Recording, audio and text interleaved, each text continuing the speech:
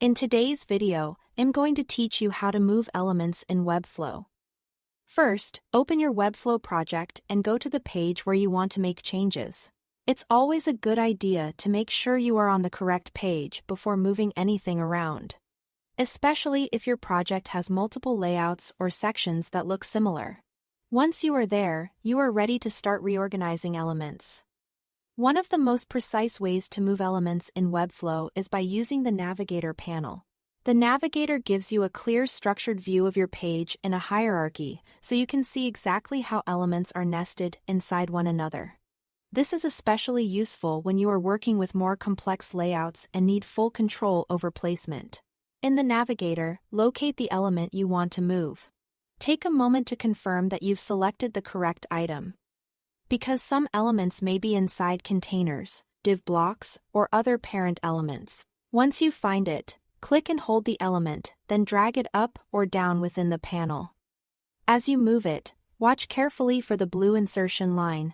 This line shows you exactly where the element will be placed in the hierarchy when you release it.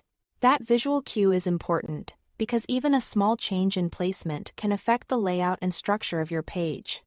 If you prefer a more visual method, you can also move elements directly on the canvas.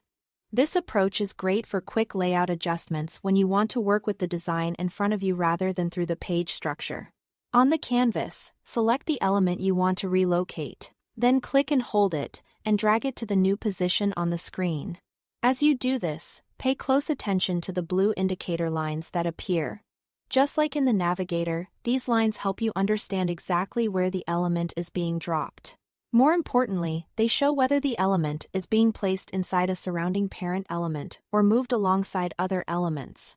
That distinction matters because placing something inside the wrong parent can change spacing, alignment, or overall behavior.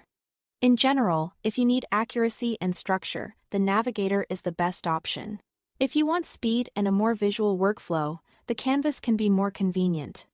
In both cases, the blue placement indicators are your guide. So don't rush the drop. That's all to it. Thanks for watching.